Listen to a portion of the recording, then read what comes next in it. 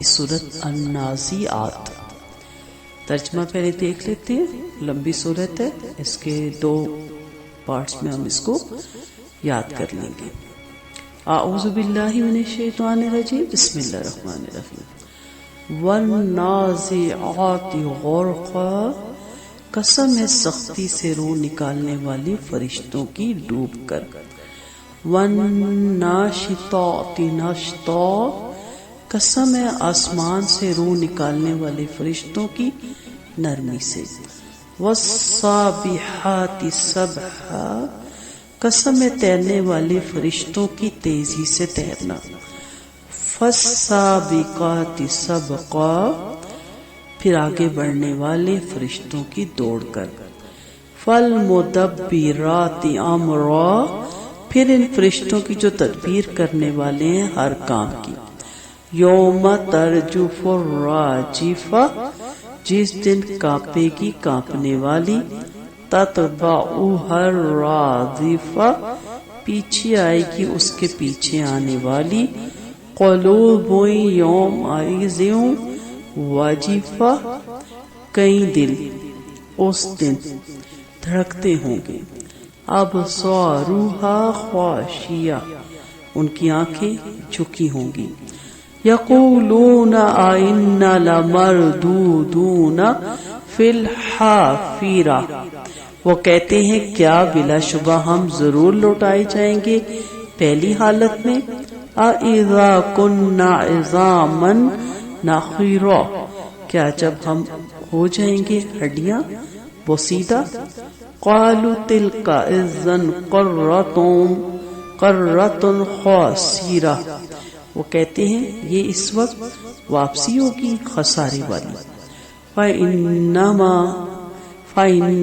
هِيَ زَجْرَةٌ وَاحِدَةٌ، بس صرف وہ تو خوفناک ڈانٹ ہوگی ایک. فَإِذَا هُمْ بِالسَّاحِرَةِ، تو یکا یک وہ لوگ کھلے میدان میں ہوں گے. هَلْ أَتَاكَ حَدِيثُ مُوسَىٰ، یقیناً آ چکی آپ کے پاس بات موسیٰ کی.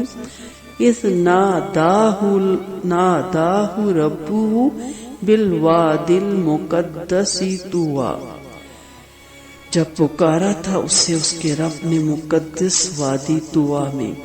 اذهب الی فرعون انہ طغیٰ، اور کہا کہ جاؤ فرعون کی طرف، بلا شبہ اس نے سرکشی کی. فَقُلْ هَلْ لَكَ إِلَىٰ أَن تَزَكَّىٰ، بس اسے کہیے کیا تجھے رغبت ہے اس میں کہ تو پاک ہو. وَهَدَيْكَ إِلَىٰ رَبِّكَ فَتَخْشَىٰ، اور میں رہنمائی کروں تیرے رب کی طرف کہ تو ڈرے. فَأَرَاهُ الْآيَاتَ الْكُبْرَىٰ، پھر اس نے دکھائی اس کو نشانی بہت بڑی. فَكَذَّبَ وَعَصَىٰ، تو اس نے جھٹلایا اور نافرمانی کی. ثُمَّ أَدْبَرَ يَسْعَىٰ، پھر وہ پلٹا فساد کی کوشش کرتے ہوئے. وَحَشَرَ فَنَادَىٰ، پھر اس نے سب کو جمع کیا اور پکارا. فقال انا ربکم الاعلی، انا ربکم الاعلی، اور اس نے کہا میں تمہارا رب ہوں سب سے بڑا. فاخذہ اللہ نکال الآخرۃ والاولی، چنانچہ پکڑ لیا اس کو اللہ نے عذاب آخرت میں اور دنیا میں. ان فی ذلک لعبرۃ لمن یخشی، بلا شبہ اس میں یقیناً عبرت ہے اس کے لیے جو ڈرتا ہے. اس صورت مبارکہ کا پہلا لفظ النازعات ہی اس کا علامتی نام ہے. اس صورت میں قیامت اور حشر کے اسبات پر دلائل، آپ صلی اللہ علیہ وسلم کی دعوت پر لبیک کہنے والوں کے لیے ابدی خوشخبری اور انکار کرنے والوں کے برے انجام کا تذکرہ کیا گیا. نیز اس میں سیدنا موسیٰ علیہ السلام اور ظالم فرعون کا مختصر تذکرہ بھی ہے. سورت نازعات مکی ہے. اس میں 46 آیتیں ہیں، 2 رکوع ہیں، 181 کلمات ہیں اور 751 حروف ہیں۔ قیامت کے برحق ہونے پر 5 قسمیں اس میں کھائی گی۔ اللہ تعالیٰ نے قیامت کے واقعہ ہونے اور مرنے کے بعد دوبارہ اٹھنے پر فرشتوں کی 5 قسمیں کھائیں۔ نمبر 1، ان فرشتوں کی قسم جو کافروں کے جسم کے اندر ڈوب کر اس کی جان نہایت سختی سے کھینچ کر نکالتے ہیں۔ نمبر 2، ان فرشتوں کی قسم جو مسلمانوں کی روح بڑی آسانی اور نرمی سے نکالتے ہیں جیسے کسی چیز کی گرہ کھول دی جائے۔ اور نمبر 3، ان فرشتوں کی قسم جو نہایت تیزی سے اللہ تعالیٰ کا حکم لے کر آسمان سے اترتے ہیں۔ اور نمبر 4، ان فرشتوں کی قسم جو اللہ تعالیٰ کی وحی انبیاء تک تیز رفتاری سے پہنچاتے ہیں تاکہ شیطان کو اس کی کوئی سن گن نہ ملے۔ اور نمبر 5، ان فرشتوں کی قسم جو حکم الہی کے مطابق ہر کام کا انتظام کرتی ہے۔ اللہ تعالیٰ نے فرشتوں کی مذکورہ والا 5 قسمیں کھانے کے بعد یہ حقیقت واضح فرمائی کہ دیکھو، فرشتے جس اللہ کے حکم سے روح قبض کرتے ہیں نہایت تیزی سے کائنات میں نقل و حرکت کرتے ہیں اور کائنات کے معاملات کی تدبیریں کرتے ہیں۔ اسی اللہ کے حکم سے اس کائنات کو ختم بھی کیا جا سکتا ہے اور دوبارہ ازر نو زندہ بھی کیا جا سکتا ہے۔ اور تمہیں یہ بعید اور ناممکن کیسے معلوم ہوتا ہے؟ خالق اپنی مخلوق میں سے جس کی چاہے قسم کھا سکتا ہے، لیکن مخلوق پابند ہے کہ صرف اپنے خالق اور مالک کی قسم کھائے۔ اس لیے اللہ تعالیٰ کی ذات اور صفات کے علاوہ کسی غیر کی قسم کھانا جائز نہیں۔ اس میں قیامت کے آنے پر جب پہلی مرتبہ سور پھونکا جائے گا، قیامت کی ہولناکیوں کا ذکر ہے۔ سور پھونکا جائے گا تو اس کی ہولناک آواز سن کر ساری کائنات کانپ اور لرز اٹھے گی اور اس کی ہر چیز تباہ ہو جائے گی۔ پھر اس کے بعد جب دوسری مرتبہ سور میں پھونکا جائے گا تو یکا یک تمام مخلوق زندہ ہو کر زمین سے نکل آئے گی۔ قیامت کی ہولناکی اور سختی کو دیکھ کر کافروں کے دل کانپ رہے ہوں گے اور ان کی نظریں مجرموں کی طرح ذلت اور رسوائی سے جھکی ہوئی ہوں گی، جبکہ نیک لوگ اس دن کی گھبراہٹ سے محفوظ رہیں گے۔ اس لیے کہ منکرین قیامت کو جب بھی بتایا جاتا تھا کہ تمہیں روز قیامت اٹھایا جائے گا تو وہ تعجب سے کہتے تھے کیا قبر میں پہنچ کر ہڈیاں اور وہ سیدھا اور ریزہ ریزہ ہونے کے بعد پھر ہم اس طرح زندہ کیے جائیں گے جس طرح بننے سے پہلے تھے؟ اگر واقعی ایسا ہوا جیسا کہ محمد صلی اللہ علیہ وسلم کہتے ہیں تو یہ دوبارہ زندگی ہمارے لیے سخت نقصان دہ ہوگی، کیونکہ ہم نے تو اس کے لیے کوئی تیاری نہیں کی۔ یہ بات وہ بطور مذاق کہا کرتے تھے کہ دیکھو مسلمان ہمارے متعلق یہ سمجھتے ہیں، حالانکہ مرنے کے بعد دوبارہ زندگی ہی نہیں تو نقصان اٹھانے کا کیا مطلب؟ منکرین قیامت کو تنبیہ کی گئی کہ تمہیں دوبارہ زندہ کیا جانا کتنا ہی ناممکن دکھائی دے، اللہ تعالیٰ کے لیے کوئی مشکل نہیں۔ اس کی طرف سے ایک ڈانٹ یعنی سور میں پھونک مارنے کی دیر ہے کہ سب لوگ قبروں سے نکل کر ایک میدان میں جمع ہو جائیں گے۔ اس میں نبی کریم صلی اللہ علیہ وسلم کو تسلی دی گئی۔ اللہ تعالیٰ نے اپنے پیارے حبیب صلی اللہ علیہ وسلم کو تسلی دینے کے لیے سیدنا موسیٰ علیہ السلام اور فرعون کا واقعہ ذکر فرمایا کہ اگر آپ کی قوم کے لوگ قریش مکہ آپ کی دعوت کا انکار کر رہے ہیں تو اس سے پہلے فرعون اور فرعونیوں نے بھی موسیٰ علیہ السلام کے ساتھ ایسا ہی معاملہ کیا تھا جس پر اللہ تعالیٰ نے انہیں غرق کر دیا تھا۔ کچھ دور نہیں کہ اللہ تعالیٰ کفار مکہ کے ساتھ بھی ایسے ہی برتاؤ کرے اور انہیں ہلاک کر دے۔ لہٰذا آپ اس واقعے کو یاد کر کے اپنے دل کو تسلی دیجیے اور کفار کے جھٹلانے پر رنجیدہ نہ ہو۔ موسیٰ علیہ السلام کو عطائے نبوت و تبلیغ کا حکم ہے اس آیت قرآن کی صورت میں۔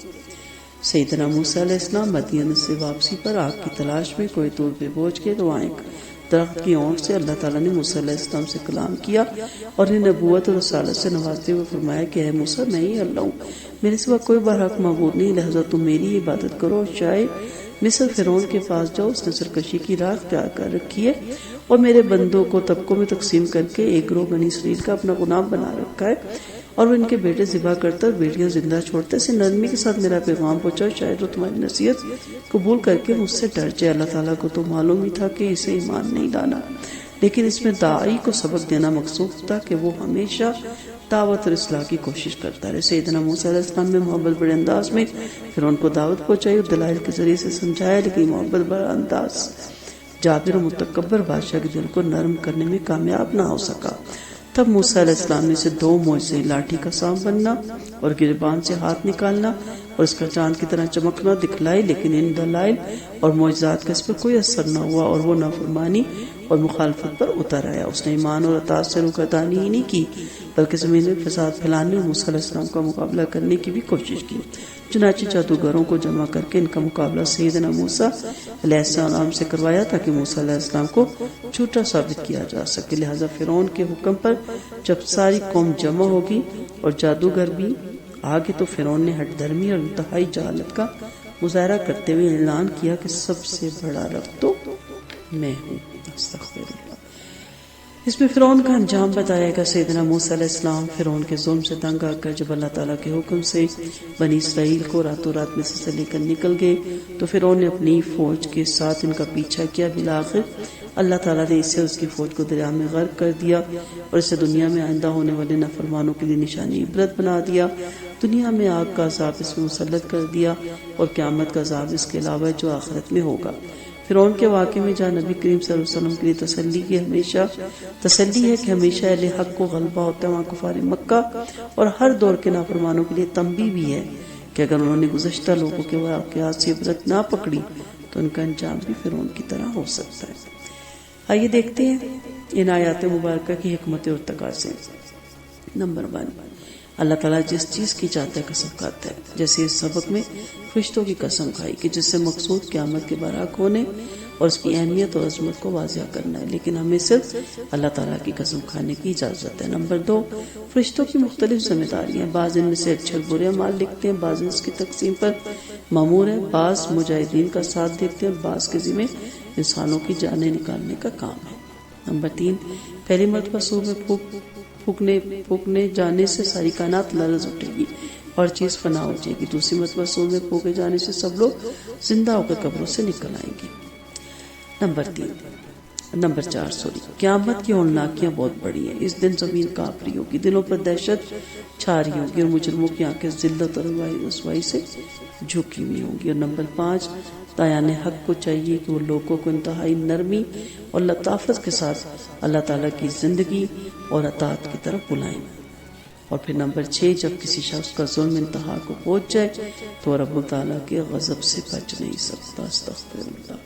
اور نمبر 7، فرعون کا واقعہ بیان کر کے درس دیا گیا ہے کہ انسان اللہ تعالیٰ کی ناراضگی اور پکڑ سے ڈر جائے اور اس کی اطاعت اور بندگی کا دم بھرے کہ ان لوگوں کے نقش قدم پہ نہ چل پڑے جن کا انجام اس دنیا میں بھی بدترین ہوا ہے اور آخرت میں بھی بدترین عذاب ان کا مقدر ہوگا۔